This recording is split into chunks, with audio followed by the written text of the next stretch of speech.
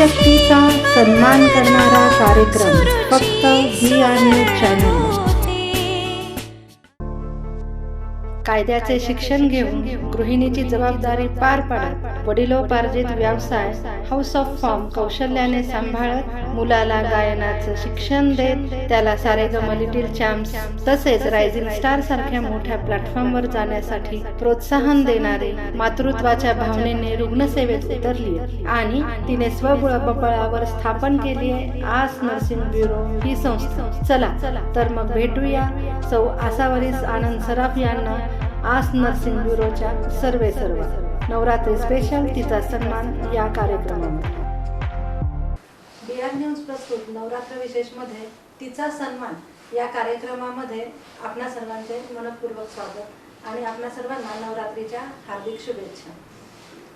असं म्हणतात सर्व देवतांच्या ठिकाणी असलेल्या शक्ती रूपाचे एकत्रीकरण होऊन देवीच्या मूर्तीची निर्मिती झाली आणि शक्ती रूपाची निर्मिती झाली. म्हणजे सर्व देवांनी त्यांच्यामध्ये असलेली शक्ती ही एकरूप करून देवीचं एक असं प्रगल्भ रूप तयार केलं आणि तीच देवी जगदंबा अंबिका या रूपाने आपल्या सर्वांपुढे आली आणि आपण त्याच देवीच्या रूपाचं पूजन करतो. तर देवीच्या रूपांचे दोन वेगवेगळे भाग पाडले जातात, एक उग्र रूप आणि एक सौम्य रूप. उग्र रूप म्हणजे काय तर चंडिका चामुंडा अशी ही जी रूपं आहेत ती देवीची उग्र रूपं आणि पार्वती किंवा शक्ती अशी जी रूपं आहेत तर ती देवीची सौम्य रूपं.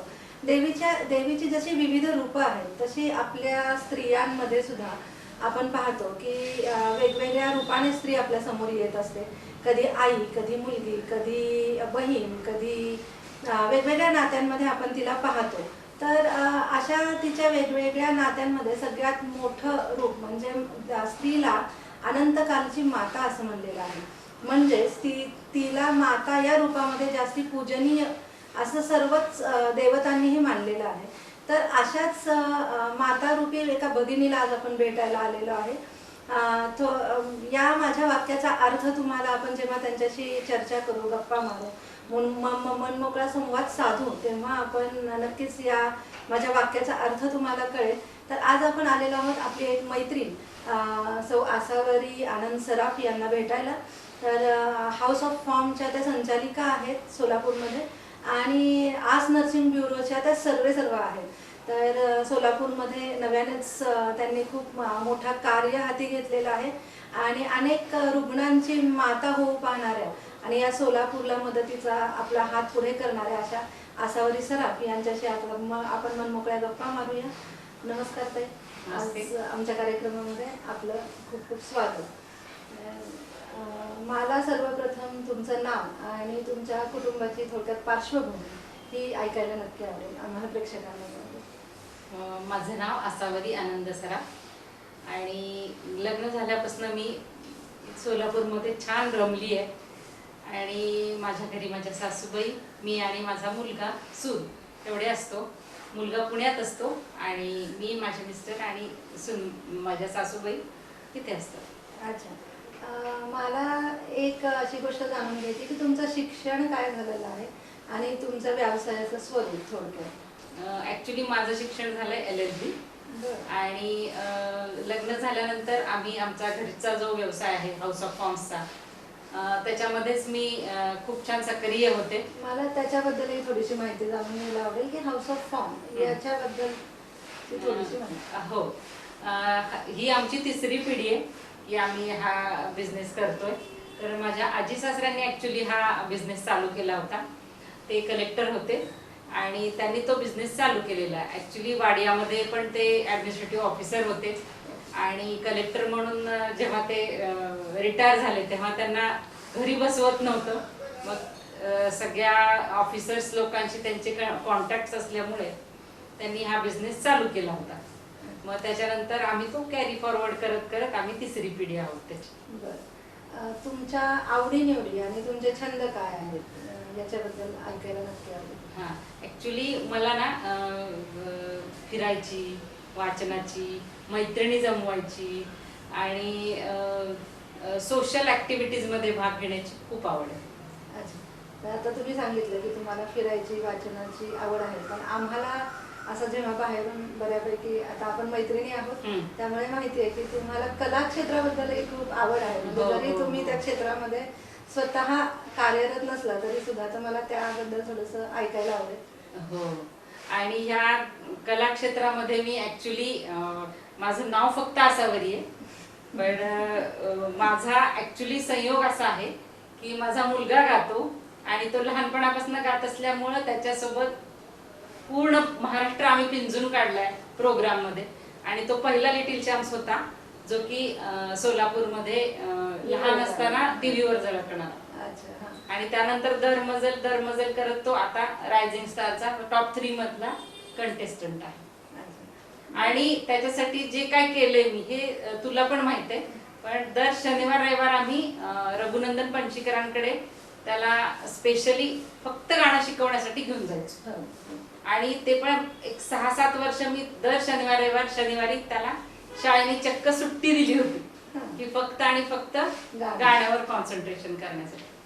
आणि त्यामुळे मला जास्त आनंद आहे की अभिषेक सरांची आई म्हणून माझी जास्त ओळख आहे. अच्छा, म्हणजे थोडक्यात तुम्ही तुमच्या मिस्टरांचंही नाव घेतलं इथे हो. की तुम्हाला आनंद आहे असं म्हणून. हो. तर दुसरं एक असं आहे की म्हणजे घरामधली एकत्र कुटुंब पद्धतीत तुम्ही राहिला सासरी माहेरी दोन्हीकडे, आणि त्यानंतर अचानक या क्षेत्राकडे वळावं असं कशासाठी वाटलं आणि त्याच्याबद्दलची पार्श्वभूमी थोडी आम्हाला ऐकायला.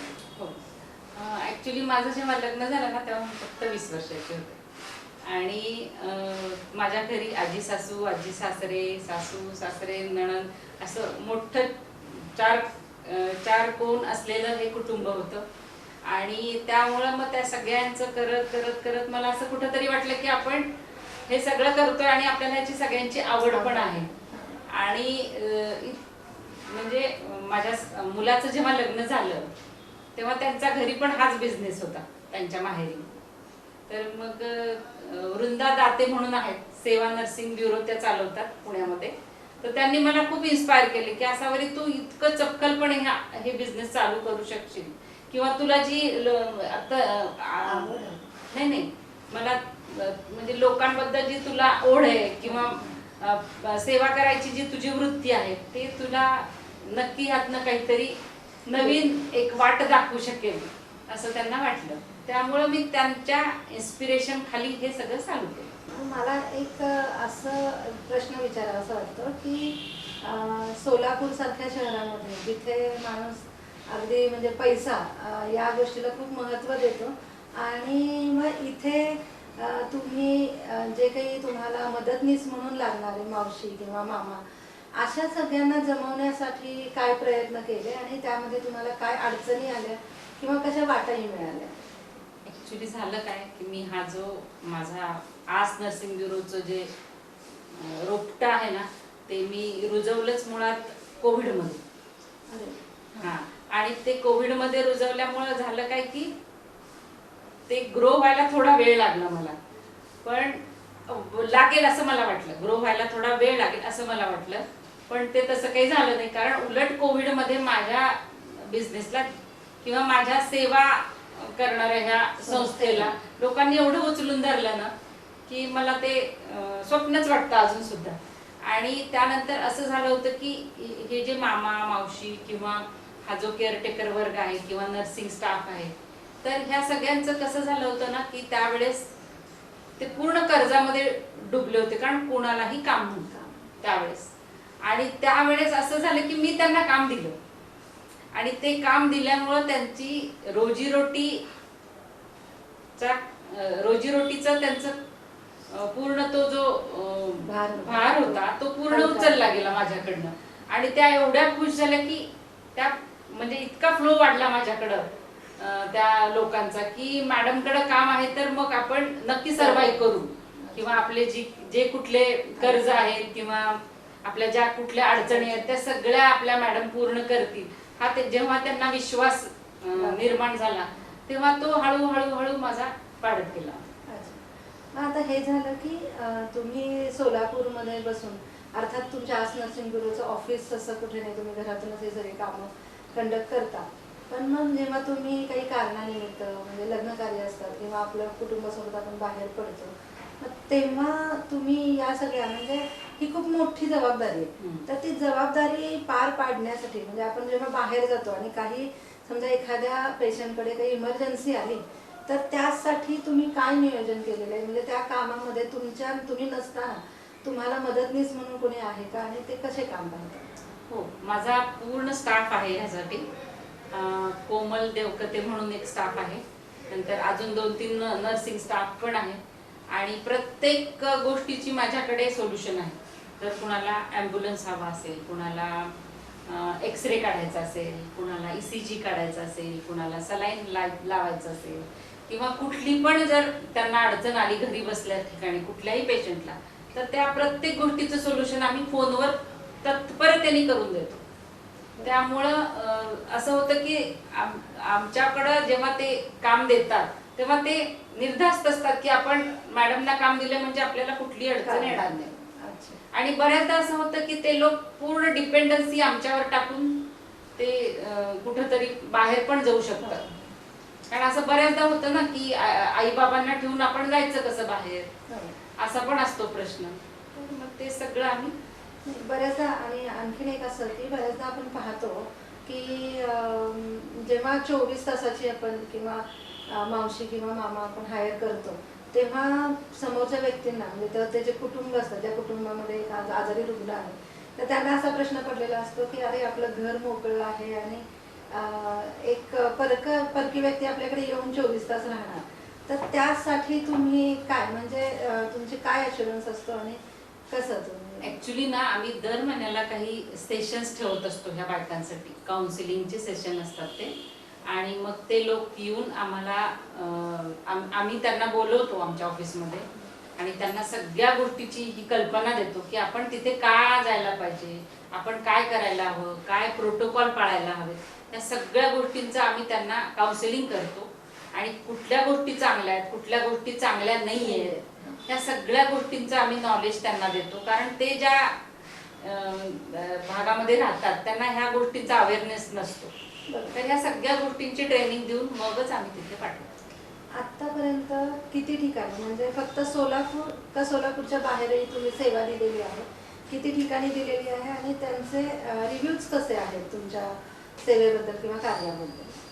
ॲक्च्युली आम्ही परगावी पण देतो आणि माझा ब्युरो चालू झाल्यापासूनच आम्ही बँगलोर, गुलबर्गा, बार्शी, अकलूज, सांगोला, नंतर लातूर, पंढरपूर, अशा उमरगा, अशा बऱ्याच ठिकाणी आम्ही केअरटेकर दिलेले आहेत. आणि अजून सुद्धा म्हणजे काही तर कॉल्स असेल की जे अजून आमचा ब्युरो चालू झाल्यापासून जो चालू आहे तो अजूनही चालू आहे बँगलोरला वगैरे, आणि इतका स्मूथ चालू आहे की त्यांना कुठल्याही गोष्टींची तक्रार आमच्यापर्यंत येत नाही. हां, तर आता मॅडम म्हणाले तसं मलाही प्रेक्षकांना सांगावंसं वाटतं की माझा स्वतःचा या आस नर्सिंग ब्युरोबद्दलचा अनुभव खूप चांगला आहे. म्हणजे माझी आत्या मागच्या महिन्यात जेव्हा पडली आणि तिचं खुब्याचं ऑपरेशन झालं होतं, तेव्हा सांगोल्याला आम्ही आस नर्सिंग ब्युरोतर्फे एक मावशी 1 महिन्याभरासाठी तिच्या काळजीसाठी पाठवलेली होती. आणि तो अनुभव इतका छान आहे की जेव्हा त्या मावशी माघारी येत होत्या तेव्हा माझी आत्या रडत होती की तुम्ही थांबा. तर हे जे अटॅचमेंट आहे तर ती खूप छान, आणि याबद्दल मॅडम तुम्हाला खूप मोठं क्रेडिट आहे की तुम्ही एवढा छान स्टाफ आम्हाला दिलेला आहे.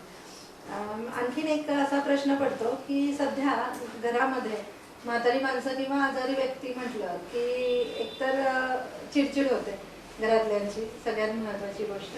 आणि दुसरं म्हणजे त्यांचा एक असा व्ह्यू झाला की हां काय चला ब्युरो आहे ना, मावशी किंवा मामा बोलवूया आणि पैसे दिले की झालं. पण मग या अशा विचारांना किंवा या पिढीला तुम्ही काय सांगाल? म्हणजे ही जबाबदारी झटकणं किंवा काय असं, तर याबद्दल? नाही, याबद्दल माझा वेगळा अनुभव आहे. ऍक्च्युली आपण जे म्हणतो ना की हे समाजामध्ये चुकीचं आहे की ब्युरोकडनं ते हायर करतात स्टाफ आणि त्यांची जबाबदारी झटकतात. तर असं अजिबातच नाहीये. त्यांना पुष्कळ इच्छा असते की आई बाबांची सेवा करावी, सासू सासऱ्यांची सेवा करावी, पण होतं काय ऍक्च्युली की त्यांच्याकडे नसतो वेळ. आणि आधी कसं होतं की जॉईंट फॅमिलीचं कल्चर होतं आधी, आणि ते आता नाही. आणि त्यामुळं मग दोघांनाही जॉब केल्याशिवाय पर्याय नाहीये किंवा त्यांचं करिअरमध्ये लक्ष घातल्याशिवाय त्यांचं पुढं फ्युचरचं अवघड असतं. किंवा मग मुलांचे शिक्षण असतात, त्यांच्याकडे लक्ष देणं, त्यांना सोडणं आणणं, आणि त्या दरम्यान काही पण अपघात होऊ शकतो. तर हा सगळा विषय आहे. त्याच्यामध्ये आपण पॉझिटिव्हली जर बघितलं तर असं कुणाचीच इच्छा नसते की आपण ती आपली जबाबदारी झटकावी म्हणून. पण फक्त एवढं आहे की तिथे कुणीतरी त्यांच्या सोबत असलं की आपण थोडेसे बिंदास्त असतो. हा एकमेव त्याच्यामध्ये लोकांचा व्ह्यू असतो. पण लोकांच्या मनामध्ये हे थोडासा चुकीचा गैरसमज आहे जो की मी अनुभवलाय, म्हणून मी हे कॉन्फिडेंटली सांगू शकते. मला एक असं आणखीन एक तुम्हाला विचारायचं आहे की आता ह्या नवीन पिढीला, म्हणजे आपण पाहतो की आताची ही पिढी फक्त डॉक्टर किंवा इंजिनिअरिंग, IT या क्षेत्राकडे वळलेली आहे. पण असेही आता ब्युरोसारखेच असे काही छोटे छोटे सेक्टर्स आहेत की ज्याच्यामधून आपण शून्यातून आपण आपली प्रगती करू शकतो आणि आपलं विश्व निर्माण करू शकतो. तर मग तुम्ही या पिढीसाठी तुम्ही काय सांगाल की कसं? निश्चितच. कारण ना फक्त डॉक्टर, इंजिनियर किंवा बाकी कुठली पण आर्किटेक्ट, अशा कुठल्या बऱ्याचशा ब्रँचेस आहेत की तिथे ओढा मुलांचा असतो. पण आता जेव्हा ती लोक ह्या क्षेत्रात काम करायला लागतात तेव्हा त्यांना कळतं की त्या ठिकाणी स्ट्रेस किती आहे, त्या ठिकाणी त्यांना कशा पद्धतीने काम करावं लागतं, किंवा ते टार्गेट बेस असतं. तर मी उलट असं म्हणेन की आता सध्याच्या काळाची गरज म्हणजे सेवा बिझनेस जो पण असू देत. जसं की BVG वाल्यांनी जसं आपल्याला मोठं हे दाखवलंय स्वप्न की कुठलाही सर्व्हिस बिझनेस असेल तर त्याला आता सध्याला मरण नाही आहे. आणि त्या क्षेत्रात जर नक्की नवीन पिढी जर काम करायला लागली, तो फक्त हेल्थशी रिलेटेड नाही तर बऱ्याचशा गोष्टींशी रिलेटेड असू शकतो. आणि तो सर्व्हिस बिझनेस नक्की ग्रो करणार आणि त्यातनं खूप सारे त्यांचे बेनिफिट्स त्यांचे किंवा त्यांची सगळी स्वप्न साकारू शकतील, आणि ते पण कमीत कमी वेळात, असं मी म्हणेन. आणखी एक तुम्हाला असं विचारायचं वाटतं की जे हे आजारी रुग्ण आहेत किंवा व्यक्ती असतात, मग असं नाही की ती म्हातारीच माणसं असतील, तरुण पण असतात, मधल्या वयाचे असतात, आणि अशा वेळेस असं होतं की कोणातरी तिराईत माणसाकडनं आपलं काहीतरी करून घेणं, त्यामध्ये त्यांची जी मानसिक अवस्था डळमळीत झालेली असते, म्हणजे त्यांना असं ते ऑकवर्डनेस जो असतो, तर त्यामध्ये त्यांचं आपोआप मनाचं खच्चीकरण होत जातं की मी कोणावर डिपेंडंट आहे, आणि मग त्या डिप्रेशनची जी फेज येते त्याच्यामध्ये, तर त्या पेशंटला तुम्ही कसं हँडल करता आणि त्यासाठी तुम्ही काय करता? आम्ही ऍक्च्युली प्रत्येकांच्या घरी आमची व्हिजिट असते आणि माझा स्टाफ त्यांच्याकडे जाऊन त्यांना काउन्सिल करत असतो की ही गोष्ट तुमच्यासाठी का योग्य आहे, ही गोष्ट सांगतो आम्ही त्यांना. आणि त्याची बरीचशी उदाहरणं आम्ही त्यांना सांगतो की ही गोष्ट तुम्ही जर नाही केली तर काय होऊ शकतं, आणि केली तर त्याचे फायदे काय आहेत, आणि त्याच्यामुळं तुमची मुलं किती खुश राहतील, हा पण एक विषय आहे.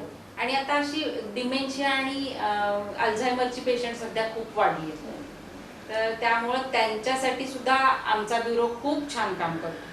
आणि ते मला उलट जास्त आनंद होतो की ह्या लोकांना खुश करण्यासाठी किंवा आनंदी ठेवण्यासाठी आज माझा स्टाफ एवढ्या धडपडीने काम करतोय ना, आणि त्याची पावती मला दर महिन्याला अगदी घरी येऊन सांगतात. आजच एक आजोबा आले होते आणि त्यांना गहीवरून येत होतं त्यांच्या बायकोसाठी आम्ही ती केअरटेकर किंवा नर्स दिली, तर ते येऊन अक्षरशः रडत होते की तुम्ही त्या नर्स मॅडमना अजिबात हलवू नका दुसरीकडे, माझ्या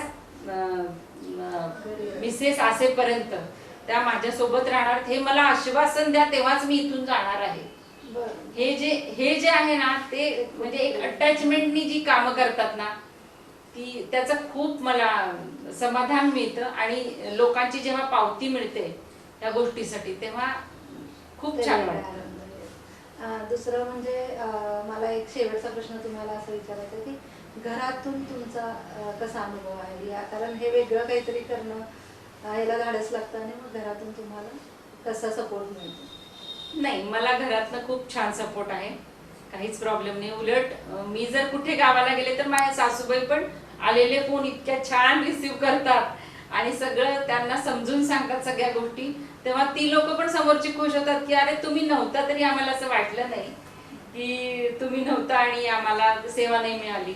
माझा स्टाफ तर असतोच, कारण स्टाफला बरोबर त्या ठिकाणी मी ठेवल्याशिवाय कधीही माझं पुढची प्लॅनिंग मी कधीच करत नाही. त्यामुळं आता आज आपण भेटलो या निमित्ताने सोलापूरमध्ये आपल्या आस नर्सिंग ब्युरो सारखी एक संस्था रुग्णांच्या सेवेसाठी तत्परतेने कार्यरत आहे आणि काय कोणाला काही मदत लागली तरी नक्कीच आसा विसरत मॅडमना तुम्ही संपर्क साधू शकता. आणि मी मगाशी म्हटल्यासारखं स्त्री ही अनंतकालची माता आहे, तर हे मातेचंच एक रूप आपण पाहिलं की रुग्णांची सेवा हे आईच्या पोटतिडकीने मायेने करणं आणि त्यांना म्हणजे योग्य तो मदतीचा हात देणं ही काही खूप छोटी गोष्ट नाही आहे. तर आज मॅडमना भेटून आपल्याला खूप आनंद झाला मॅडम. आणि असंच पुढच्या भागामध्ये आपण आणखीन एका नवीन रूपाला, स्त्रीच्या नवीन रूपाला भेटणार आहोत. तिचीही काय म्हणणं आहे, तिचंही काय कार्य आहे हे समजून घेणार आहोत. तोपर्यंत आम्ही आपली रजा घेते. नमस्कार.